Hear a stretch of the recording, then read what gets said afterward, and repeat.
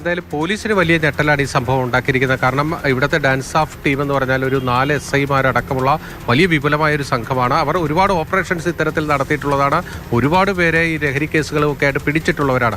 അവർക്ക് എന്ത് സംഭവിച്ചു എന്നത് പോലീസിന് ഇപ്പോഴും ഒരു ആശ്ചര്യപ്പെടുത്തുന്ന ഒരു ചോദ്യം തന്നെയാണ്. അവിടെ ഇത് സംബന്ധിച്ച് പോലീസ് നൽകുന്ന ഒരു വിശദീകരണം എന്നത് ഒരു സജീർ എന്ന് പറയുന്ന ഒരു ലഹരി കച്ചവടക്കാരനുണ്ട്. ആ ലഹരി കച്ചവടക്കാരനെയാണ് യഥാർത്ഥത്തിൽ പോലീസ് തെരഞ്ഞുകൊണ്ടിരുന്നത്. അയാളുടെ ടവർ ലൊക്കേഷനുകൾ കേന്ദ്രീകരിച്ച് പോലീസ് പോകുമ്പോഴാണ് ഈ PGS വേദാന്തയുടെ പരിസരത്ത് വെച്ച ടവർ ലൊക്കേഷൻ അവസാനിക്കുന്നത്. അപ്പോൾ ഈ ഹോട്ടലിലേക്ക് ഇയാൾ കടന്നിട്ടുണ്ട് എന്നത് പോലീസ് സംശയിച്ചു. അങ്ങനെയാണ് ഈ ഹോട്ടലിനകത്ത് കയറുന്നത്. അവിടുത്തെ രജിസ്റ്റർ എടുത്ത് പരിശോധിക്കുമ്പോൾ അവിടെ ഷൈൻ ടോം ചാക്കോയുടെ പേര് കാണുന്നു. അപ്പോൾ ഈ സജീർ ഷൈൻ ടോം ചാക്കോയെ കാണാനെത്തി എന്നത് പോലീസ് സംശയിച്ചു. അങ്ങനെ ആ മുറി ഏതാണെന്ന് മനസ്സിലാക്കി ആ മുറിയിലെത്തി പരിശോധിക്കുകയാണ്. അതിനുവേണ്ടി പലതവണ മുട്ടി വിളിച്ചിട്ടും ഈ ഷൈൻ ടോം ചാക്കോ ഈ മുറി തുറക്കാൻ തയ്യാറായില്ല എന്നതാണ് പോലീസ് പറയുന്നത്. അതോടൊപ്പം തന്നെ ഇവിടുത്തെ ഹോട്ടൽ ജീവനക്കാരോട് റൂം സർവീസുകളൊന്നും തന്നെ വേണ്ട, തന്നെ ആരും ശല്യപ്പെടുത്തരുത് എന്നത് നേരത്തെ പറഞ്ഞിരുന്നു എന്നതാണ് അവർ പോലീസിനോട് പറഞ്ഞിരിക്കുന്നത്. അതായത് പോലീസ് ഇവിടെ എത്തിയെന്നത് ഷൈൻ എങ്ങനെയോ തിരിച്ചറിഞ്ഞു. അങ്ങനെയാണ് പിൻവശത്തെ ജനലിൻ്റെ ഡോർ മാറ്റി, അതായത് ഈ സ്ലൈഡിംഗ് ജനലാണ്, ആ സ്ലൈഡിംഗ് ഡോർ മാറ്റി രണ്ടാമത്തെ നിലയിലേക്ക് ചാടി അവിടെ നിന്നാണ് ഇയാൾ രക്ഷപ്പെട്ടിരിക്കുന്നതെന്നാണ് പോലീസ് മനസ്സിലാക്കുന്നത്. എന്തായാലും ഷൈൻ്റെ കുടുംബം പറയുന്നത് പോലെയൊന്നുമല്ല കാര്യങ്ങൾ. കാരണം ഷൈൻ ടോം ചാക്കോയോ എന്തായാലും പോലീസിനെ കണ്ടെങ്കിൽ നാട്ടുകാരെ കണ്ട് പേടിച്ചോടേണ്ട ഒരു സാഹചര്യം ആ ഹോട്ടലിൽ എന്തായാലും ഇല്ല. അങ്ങനെ തന്നെ ആരെങ്കിലും ഉപദ്രവിക്കാൻ വന്നതാണ് എന്ന് അദ്ദേഹത്തിന് സംശയമുണ്ടെങ്കിൽ അദ്ദേഹം നേരെ പോകേണ്ടത് പോലീസ് സ്റ്റേഷനിലേക്കാണ്.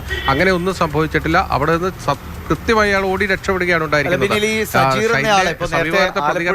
ഹൈബ്രിഡ് കഞ്ചാവ് പിടികൂടിയതുമായി ബന്ധപ്പെട്ട് രണ്ടുപേരെ അറസ്റ്റ് ചെയ്തപ്പോൾ അവരുടെ മൊഴികളിലായിരുന്നു ശ്രീനാഥ് ഭാസിയുടെയും ഷൈൻ ടോം ചാക്കോയുടെയൊക്കെ പേരുണ്ട്. അതിൽ ശ്രീനാഥ് ഭാസി മുൻകൂർ ജാമ്യാപേക്ഷ നൽകുകയും ചെയ്തു ആ വിഷയത്തിൽ.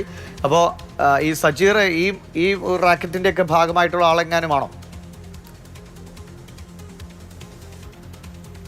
അതിവിഷം നമ്മൾ മനസ്സിലാക്കുന്നത് കൊച്ചി കേന്ദ്രീകരിച്ച് വലിയ ലഹരി ഇടപാടുകൾ നടത്തുന്ന ഒരാളാണ് ഈ സജീർ എന്നതാണ് പോലീസിൽ നിന്ന് മനസ്സിലാക്കുന്നത്. അയാളെ ലക്ഷ്യം വെച്ച് തന്നെയാണ് പോലീസ് ഈ നീക്കങ്ങളൊക്കെ നടത്തിയത്. അയാളുടെ മൊബൈൽ ടവർ ലൊക്കേഷൻ കൃത്യമായും പോലീസ് മനസ്സിലാക്കി തന്നെയാണ് ഈ ഡാൻസ് ഓഫ് സംഘം അവിടെ എത്തിയത്. പക്ഷേ ഈ മുറി പലതവണ കൊട്ടി വിളിച്ചു, ഇയാൾ തുറന്നില്ല. അതിനിടയിൽ ഇയാൾ പിൻവശത്തു കൂടി രക്ഷപ്പെടുകയത്. പോലീസും മുറിക്ക് മുന്നിലുള്ള സമയത്താണ് ഇയാൾ പിൻഭാഗത്തു കൂടി രക്ഷപ്പെട്ടത്. അത് പിന്നീടാണ് അവർക്കത് മനസ്സിലാകുന്നത് ഇയാൾ ജനൽ വഴി ചാടി എന്ന കാര്യം. പോലീസിനെ സംബന്ധിച്ചിടത്തോളം എന്തായാലും താഴെ ആളില്ലാതിരുന്നത്, അതായത് പോലീസ് ഉദ്യോഗസ്ഥർ ഇല്ലാതിരുന്നത് കൊണ്ട് തന്നെയാണ് ദിവിഷ് നേരത്തെ സൂചിപ്പിച്ചതുപോലെ ഇതുപോലെ ഷൈൻ ടോം ചാക്കോയ്ക്ക് അവിടെ നിന്ന് രക്ഷപ്പെടാൻ കഴിഞ്ഞത്. പക്ഷേ പോലീസ് ഇപ്പോൾ ഷൈൻ ടോം ചാക്കോയ്ക്ക് വ്യാപകമായ ഒരു തെരച്ചിലേക്ക് കിടക്കുകയാണ്. കാരണം ഇയാൾ ലഹരി കൈവശം വച്ചിരുന്നു എന്ന സംശയം തന്നെയാണ് പോലീസിനുള്ളത്. ആ ലഹരി ഇയാൾ കൈവശം വയ്ക്കുകയോ ഉപയോഗിക്കുകയോ ചെയ്തിട്ടുണ്ടെങ്കിൽ ഇപ്പോൾ അയാളെ കസ്റ്റഡിയിൽ കിട്ടിയാൽ പരിശോധന നടത്തി ഇയാൾ ലഹരി ഉപയോഗിച്ചിട്ടുണ്ടോ ഇല്ലയോ എന്നത് കൃത്യമായി മനസ്സിലാക്കാൻ കഴിയും. ശാസ്ത്രീയ പരിശോധനയിലൂടെ അക്കാര്യം വ്യക്തമാകും. അതുകൊണ്ടാണ് ഷൈൻ ടോം ചാക്കോയെ കണ്ടെത്താനുള്ള ഒരു ശ്രമത്തിലേക്ക് പോലീസ് പോയിരിക്കുന്നത്. ഷൈൻ ടോം ചാക്കോയെ ഇന്ന് കണ്ടെത്താൻ കഴിഞ്ഞില്ല എങ്കിൽ ഇയാളെ വിളിച്ചു വരുത്തുമെന്ന് തന്നെയാണ് കൊച്ചി സിറ്റി പോലീസ് ഇപ്പോൾ വ്യക്തമാക്കുന്നത്. സിറ്റി പോലീസ് കമ്മീഷണർ അടക്കമുള്ളവർ ഇന്ന് സ്ഥലത്തില്ല. അവർ കൃത്യമായും ആ ചുമതലകൾ ബന്ധപ്പെട്ട ഉദ്യോഗസ്ഥരെ ഏൽപ്പിച്ചിട്ടുണ്ട്. അതിന്റെ അടിസ്ഥാനത്തിൽ പോലീസ് വ്യാപകമായൊരു തിരച്ചിലേക്കാണ് ഇപ്പോൾ പോയിരിക്കുന്നത്. ദിവിഷ്, ബിനിൽ കഴിഞ്ഞ ദിവസം റിപ്പോർട്ട് ചെയ്തൊരു വാർത്ത ഞാനിപ്പോൾ പെട്ടെന്ന് ഓർക്കുകയാണ്. അതായത് ഇതിനു മുൻപ് ഷൈൻ ടോം ചാക്കോ ഉൾപ്പെട്ട ഒരു ലഹരി കേസ്, കൊക്കൈൻ കേസിൽ, അത് ഏറ്റവും അവസാനം ഷൈൻ ടോം ചാക്കോ അടക്കമുള്ളവർ ആ കേസിൽ നിന്ന് രക്ഷപ്പെട്ടു പോയതിന് കാരണം ഈ ഇത് പിടിച്ചെടുത്ത പോലീസ്, പിന്നീട് അത് കൈകാര്യം ചെയ്ത പോലീസ്, അവരുടെ ഭാഗത്തു നിന്ന് ഉണ്ടായ ഗുരുതരമായ വീഴ്ചയാണ്. അങ്ങനെ ഒരു കേസിൽ നിന്ന് രക്ഷപ്പെട്ടയാളാണ് ഷൈൻ ടോം ചാക്കോ, അല്ലേ? തീർച്ചയായും രാജീവ്, അത് തന്നെയാണ്. അതായത് ഈ ഏറ്റവും വലിയൊരു കേസിൽ നിന്ന് രക്ഷപ്പെട്ടു. കുറച്ചധികം ദിവസം ജയിൽവാസം അനുഭവിച്ച ശേഷമാണ് ആ കേസിൽ നിന്ന് ജാമ്യം കിട്ടി പുറത്തു വരുന്നത്. അതിൻ്റെ ഒരു ആത്മവിശ്വാസം തന്നെയാണ് ഷൈൻ ടോം ചാക്കോ പല ഘട്ടങ്ങളിലും പ്രകടിപ്പിച്ചിരിക്കുന്നത്. അവിടെ സംഭവിച്ചത് പോലീസിൻ്റെ വലിയ വീഴ്ച തന്നെയാണ്. ആ ഉത്തരവ് പരിശോധിച്ചാൽ നമുക്ക് ആ കാര്യം മനസ്സിലാകും. അതുകൊണ്ട് തന്നെയാണ് നമ്മൾ 2 തവണ വാർത്ത ചെയ്തിരുന്നു. അതായത് ആ ഉത്തരവ് വന്നപ്പോൾ എന്താണ് അവിടെ സംഭവിച്ചതെന്നത് നമ്മൾ വാർത്ത ചെയ്തിരുന്നു. അതിനുശേഷം ആ ഉത്തരവ് പുറത്തു വന്ന ശേഷം അത് വീണ്ടും നമ്മൾ അത് വാർത്തയാക്കി കൊണ്ടുവന്നു. അതിൻ്റെ കൃത്യമായ കാരണം എന്നത് സർക്കാർ ലഹരിക്കെതിരെ വലിയ പോരാട്ടമൊക്കെ പ്രഖ്യാപിച്ചിരിക്കുകയാണ്.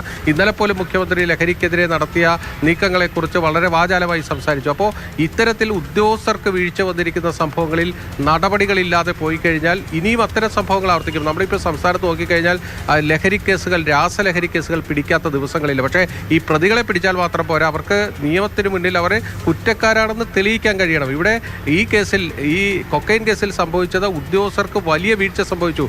ഈ കൊക്കൈൻ കണ്ടെടുത്തത് ഒരു ഗസറ്റഡ് ഉദ്യോഗസ്ഥന്റെ സാന്നിധ്യത്തിലല്ലാത്തത് കൊണ്ടാണ്. അവിടെ ഗസറ്റഡ് ഉദ്യോഗസ്ഥൻ ആ മുറിക്കുള്ളിലുണ്ടായിരുന്നു. പക്ഷേ ആ പെൺകുട്ടിയിൽ നിന്ന്, മോഡലിൽ നിന്ന് ഈ ലഹരി കൊക്കൈൻ കണ്ടെടുക്കുന്നത് ഒരു വനിതാ പോലീസ് ഉദ്യോഗസ്ഥയാണ്. അവരെ കൃത്യമായി അത് നിയമപ്രകാരം ചുമതലപ്പെടുത്താതെയാണ് അവരത് കണ്ടെടുത്തത്. അതുകൊണ്ടാണ് ദേഹപരിശോധന നടത്തിയതിലുമൊക്കെയുള്ള വീഴ്ചകളാണ് അതിൽ നിന്ന്, ആ കേസിൽ നിന്ന് രക്ഷപ്പെടാൻ ഈ ഷൈൻ ടോം ചാക്കോയ്ക്കും മറ്റു മോഡലുകൾക്കുമൊക്കെ വഴിയൊരുക്കിയത്.